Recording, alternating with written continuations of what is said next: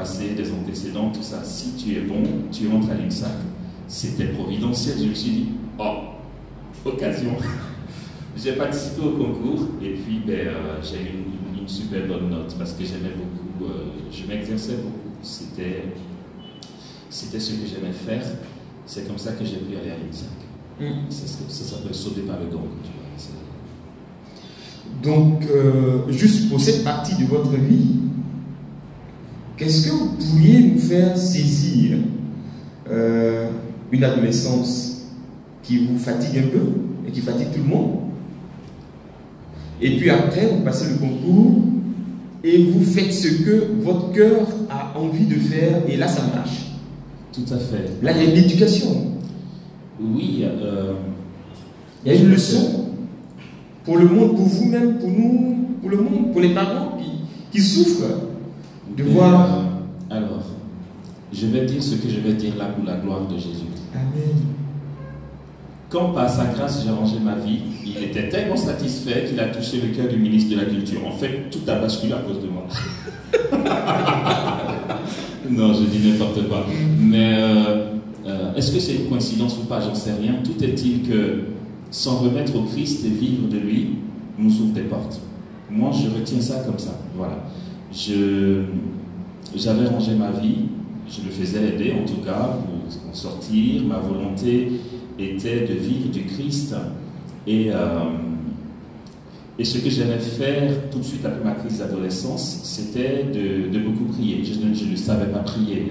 À 17 ans, on va dire une semaine après que j'ai décidé de suivre le Christ, j'étais capable de rester de 9h jusqu'à 17h en train de prier, sans savoir prier. Je chantais des chants de louanges à tout va, comme ça vient, je m'en fous. Et quand je suis fatigué, je fais le chapelet, ensuite je rechante, et ensuite je lis la Bible, mais je restais dans la présence de Dieu en longueur de journée. J'avais besoin de ça.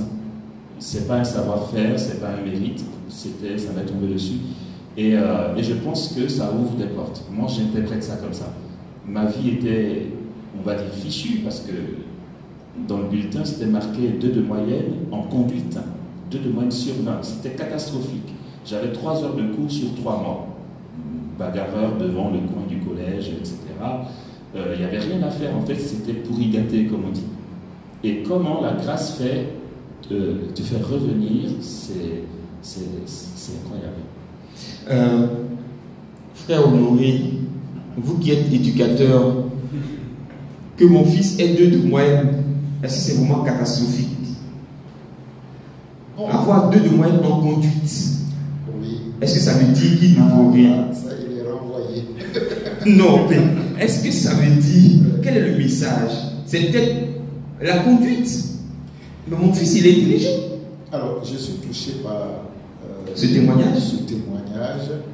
Et puis, l'expérience a montré, parce que dans plus d'une trentaine d'années d'expérience, je dirais, pédagogique, c'est vrai qu'il y a des normes académiques qui sont établies. On dit, bon, si tel élève n'a pas telle ou telle moyenne, il est exclu.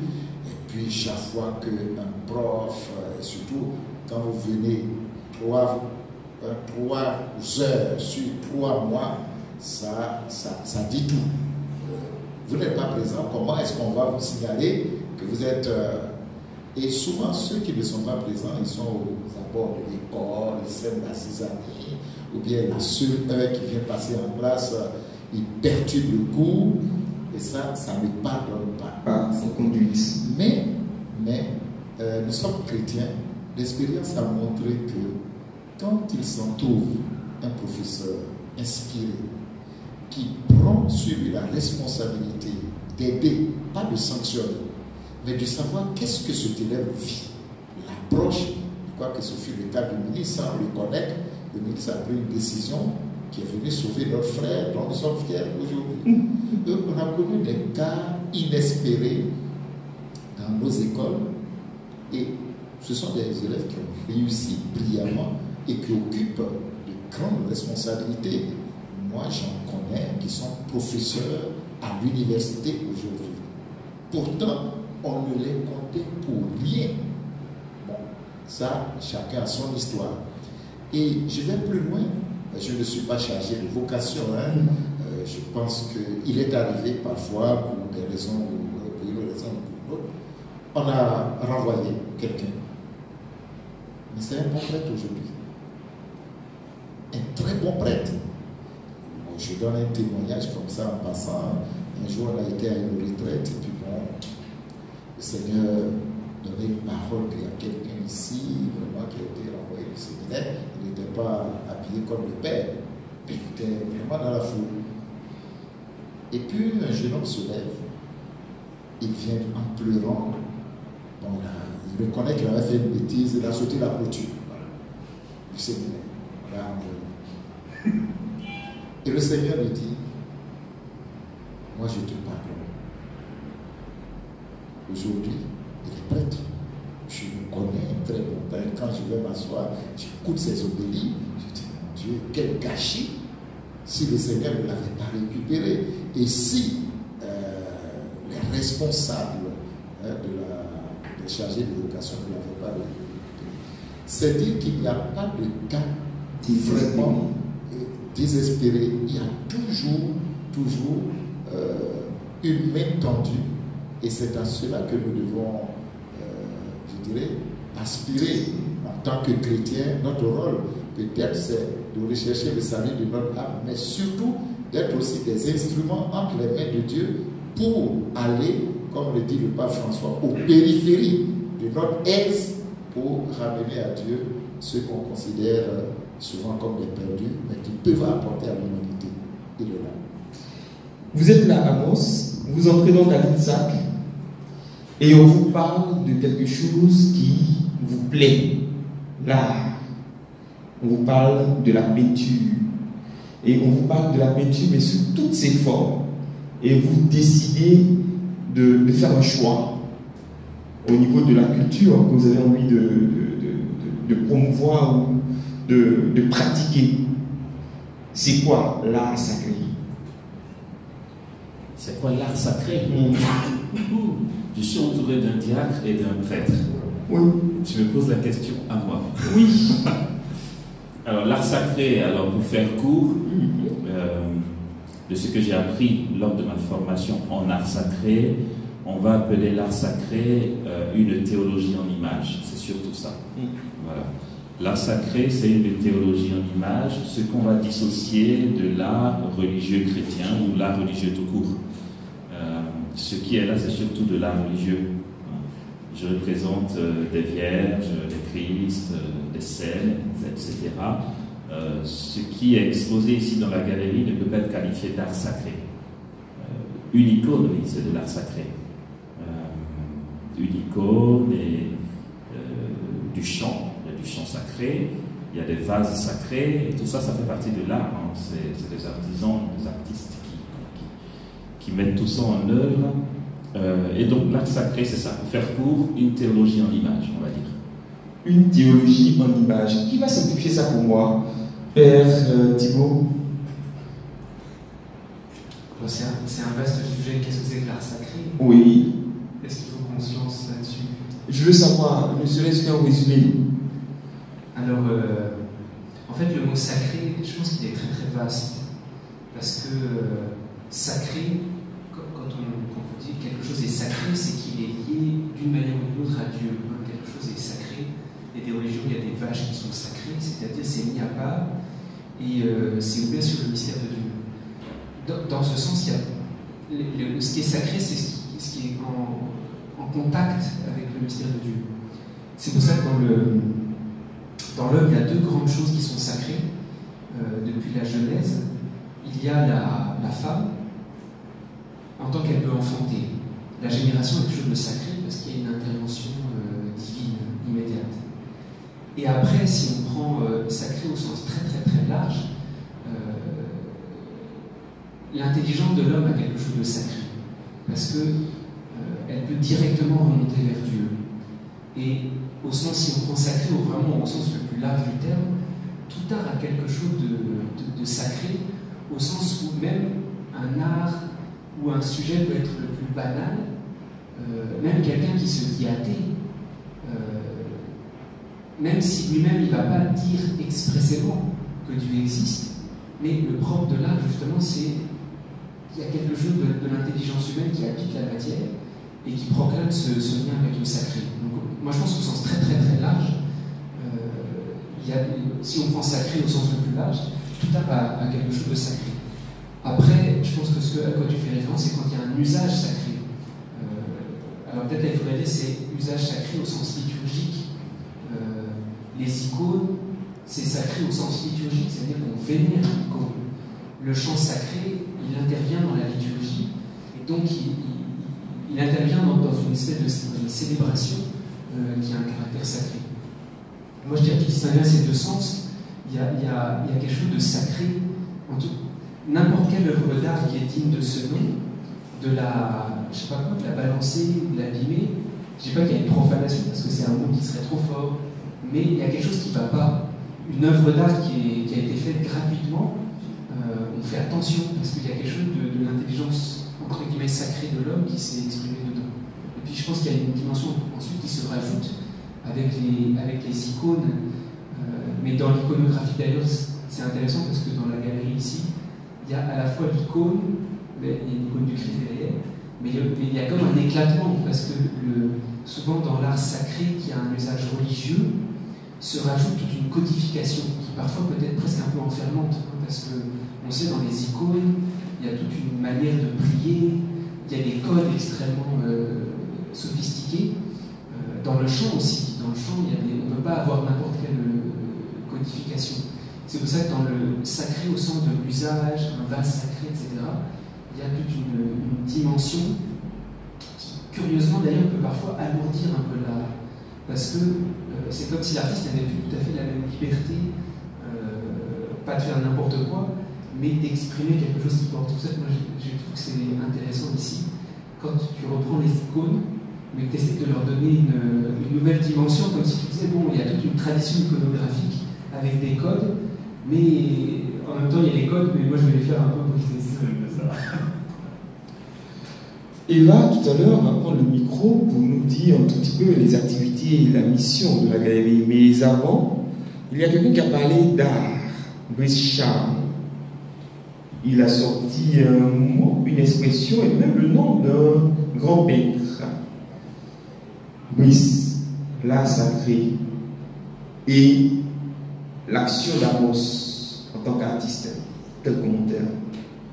Je ne connais pas beaucoup, donc je ne suis pas un fin connaisseur de l'art sacré, mais ce qui est important, c'est que le Père a dit, et puis donc notre frère, le diacre Honoré a dit, c'est cette liberté d'une première part, et puis c'est cette expression de la vocation, de l'appel de l'homme. D'accord? Quand on voit Amos, il n'y a qu'à le regarder, il n'y a qu'à vivre un peu, c'est-à-dire 5-10 minutes avec lui pour savoir que le premier principe et ce qu'il exprime parfaitement bien, c'est la liberté.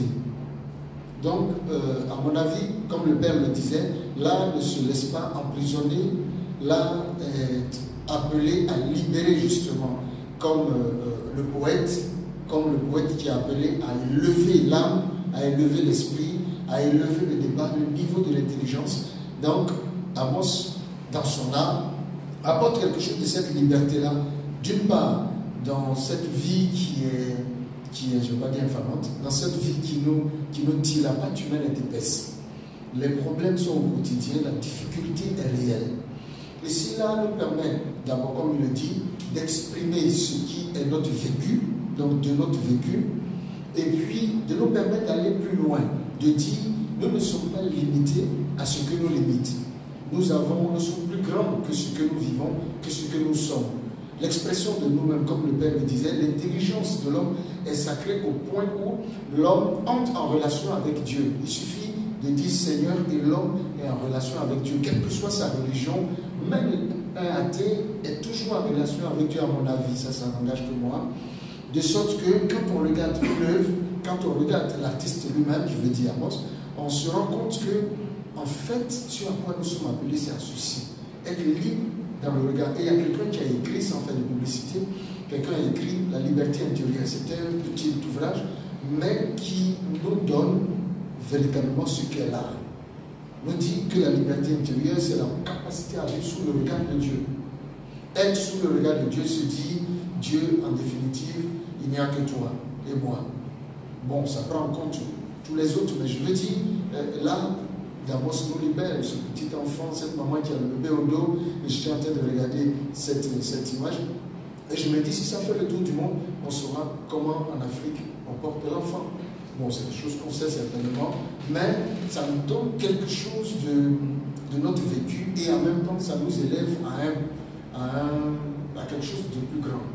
Et ça nous fait savoir que nous sommes plus grands que ce que nous pouvons vivre aujourd'hui. De nos misères, chacun sait où le bas le blesse, chacun connaît ses limites, mais en même temps, ça nous fait sortir de nos limites pour nous permettre de rêver. Comme le petit oiseau qui vole, comme l'hirondelle, comme le papillon, on est libre. Au moins si on peut rêver un peu. La vie est dure. Donc si nous fait rêver, vraiment, on a envie de revenir ici chaque fois pour rêver et de nous dire la vie est belle. Et puis Amos, on l'a connu comme prédicateur. D'ici, le diacre Honoré Apolli de la fraternité catholique Cœur Compassion. Diacre permanent. C'est quoi? Quel est ce regard? Non, je suis. Quoi? Je suis. J'ai même pas fini ma phrase. Non, on aura le temps de parler de cette mission. D'accord. Alors, Amos, vous le connaissez comme prédicateur, et puis après vous découvrez qu'il est peintre. Ça fait quoi dans votre tête? Alors tout à l'heure, le Père a essayé de nous définir un peu ce que c'est que le sacré. Et je crois que Amos, le fait qu'il soit prédicateur, ajoute quelque chose à la peinture, à tous ces tableaux que nous voyons. Et c'est important. Moi, je ne m'y connais pas dans ce domaine, mais je n'ai jamais prêté attention aux tableaux que je vois en bordure de route. Excusez-moi, il y a des Ghanéens qui peignent des tableaux et qui exposent. Et puis bon, ça ne m'a jamais rien dit. Et aussi les Ivoiriens? Non, enfin, bon. Mais j'ai commencé à accorder de l'importance. Pourquoi? Parce que je connais Amos comme prédicateur. Et je me dis qu'il ne peut pas se mettre avec n'importe quel sujet. Déjà, il y a un choix qui est fait. Ok? Et je voulais dire quelque chose ce matin. Hier, on a donné le résultat du bac, pardon. Et puis, mon assistante au bureau était toute joyeuse de savoir que son fils allait au bac. Ce matin, je lui disais, mais ton fils m'a fait quoi?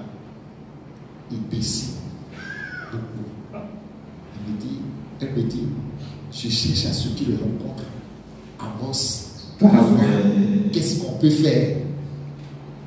Vous voyez, déjà, pour rejoindre Charles qui disait pourquoi dans le futur ne pas créer une école pour que ça fasse une tâche d'huile.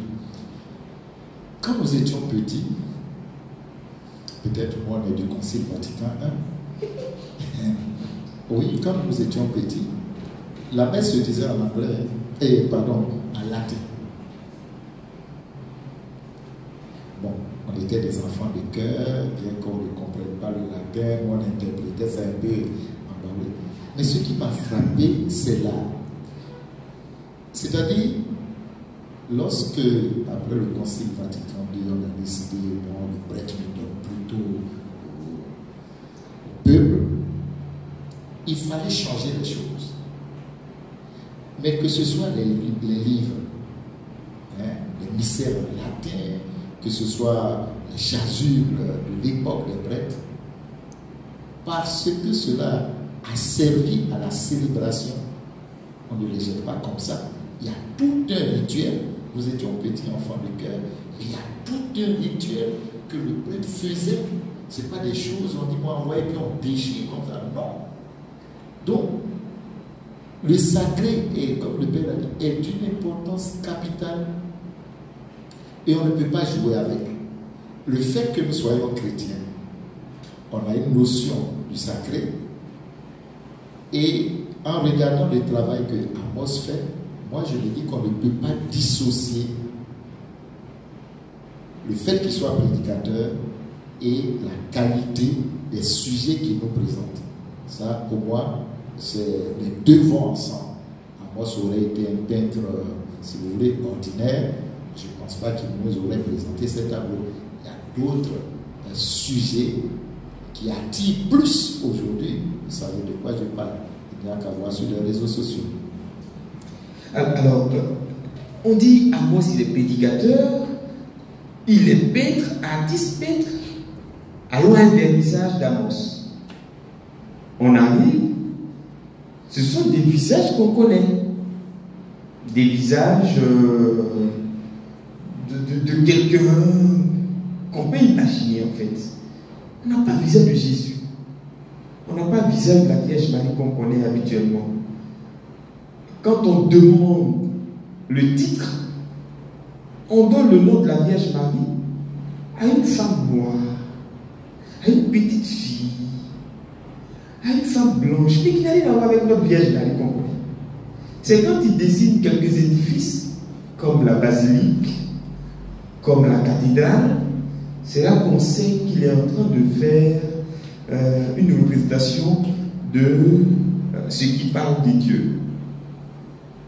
Amos, comment est-ce qu'on doit apprécier votre approche de l'art sacré?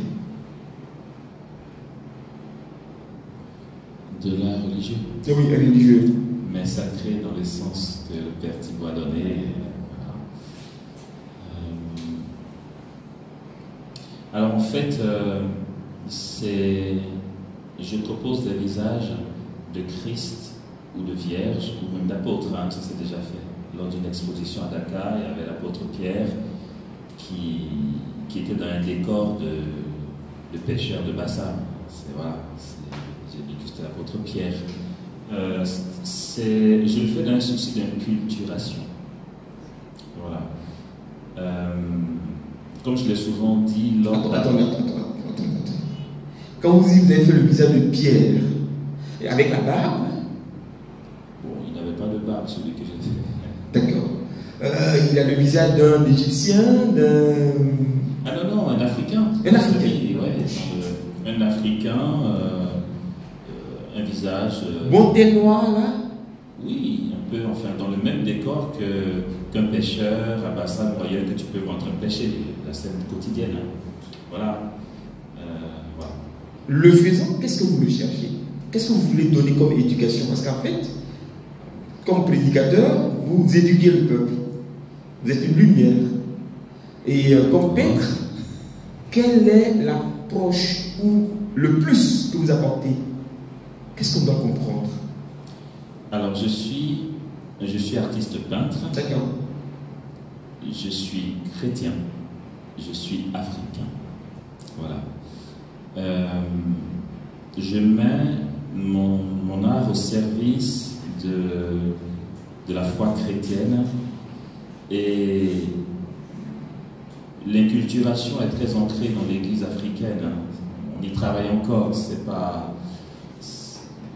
n'a pas abouti parfaitement. C'est vrai que c'est très complexe l'inculturation, la tradition, les ancêtres qu'il faut honorer, et la communion des saints, enfin c'est un fouillis, d'accord.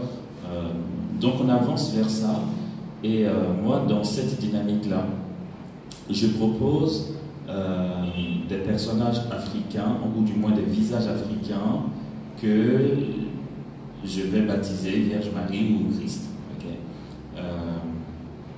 C'est que, d'une part, les chrétiens, je vais parler pour la Côte d'Ivoire en tout cas, que je connais mieux, les artistes peintres chrétiens ivoiriens ne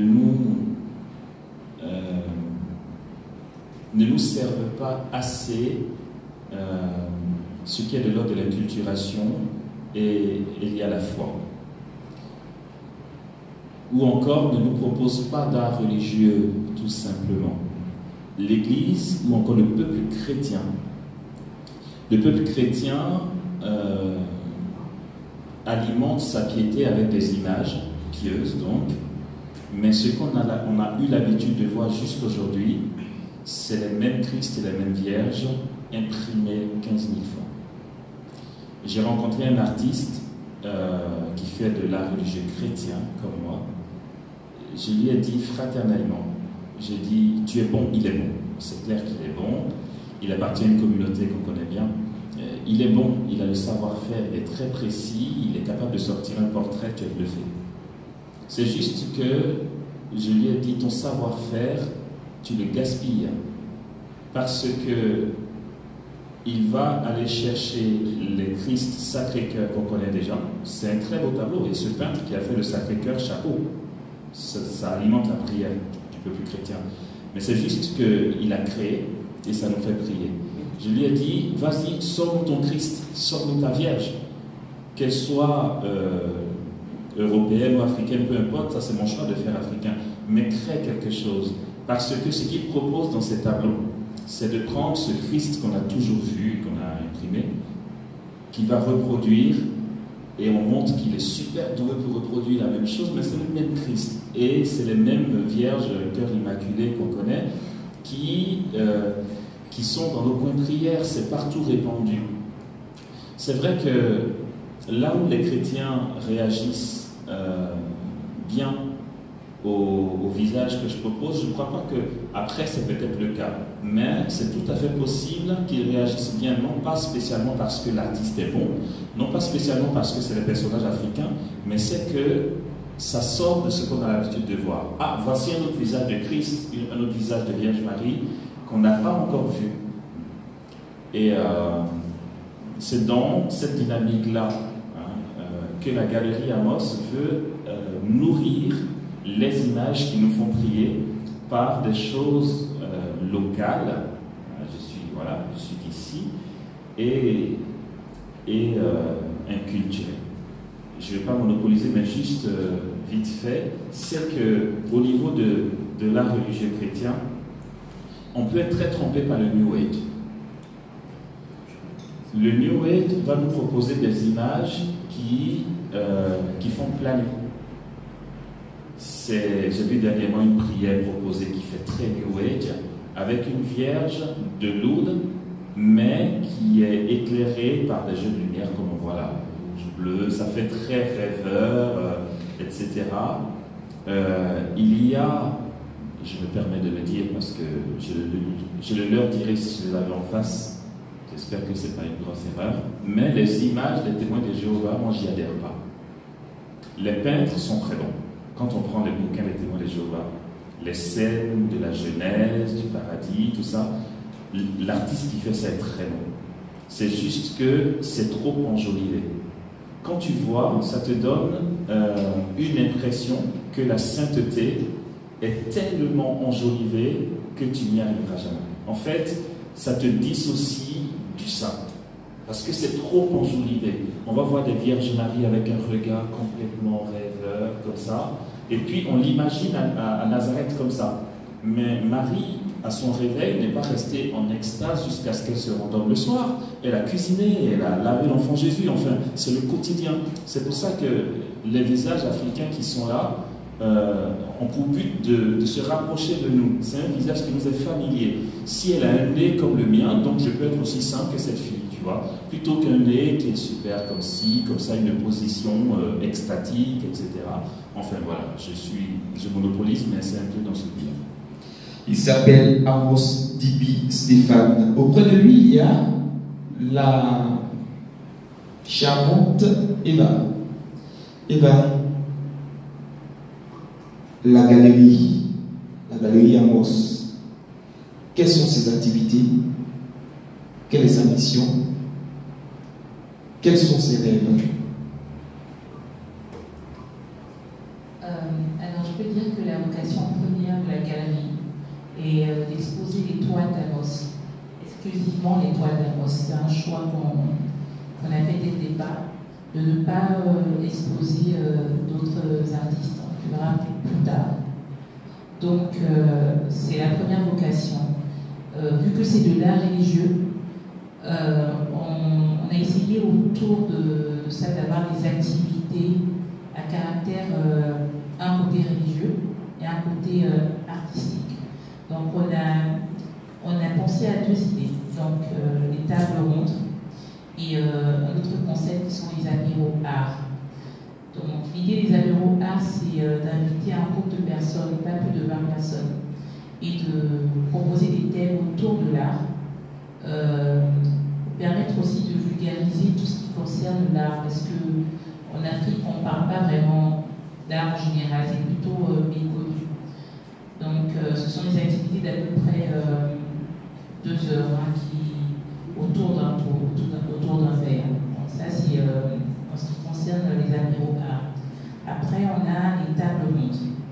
Le principe, c'est d'inviter un intervenant qui vient parler d'un thème qu'on choisit ensemble avec les membres de l'équipe. On essaie de toujours trouver des thèmes qu'on n'a pas souvent entendus. Voilà. Donc, par exemple, on a fait une table ronde sur le sujet la Vierge Marie a-t-elle enfanté dans la douleur. Ce sont des thèmes, je dirais, un peu décalés. Je peux me permettre de dire ça. Oui. Provocateur. Je veux dire, ce n'est pas des thèmes de prédication, ce ne sont pas des prédications. Bien, un autre thème, est-ce qu'il y aura des morts, des âmes en enfer à la fin des temps? Le principe, c'est que vraiment, à la fin d'une table ronde, personne n'a raison. On a quelqu'un qui intervient, qui développe le sujet, et après, on a des personnes à une vingtaine ou trentaine maximum qui posent des questions. C'est vraiment des moments d'approfondissement. On apprend beaucoup. On ne part pas forcément convaincu. Voilà. Mais ce n'est pas le but. Le but, c'est d'échanger, de réfléchir ensemble à des questions d'ordre religieuse. Donc, on a ces 2 activités-là, et après cela, on a ponctuellement des expositions, en moyenne 1 à 2 par an. Voilà, c'est ça. Donc, principalement, ces activités-là. Avec l'avènement de la galerie, est-ce qu'on dit adieu au vernissage d'Amos hors galerie?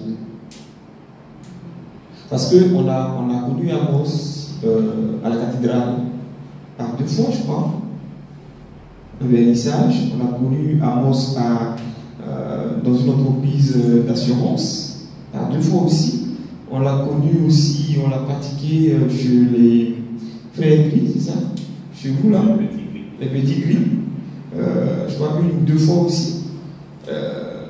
Mais depuis un certain temps, ça fait peut-être 3 ans quand même, Amos s'est confiné dans cet habitat qu'on appelle la galerie Amos. Et en même temps, vous nous appelez, vous nous invitez à venir ici pour apéro art, pour des temps de formation, monnaie, comme des tables rondes qui sont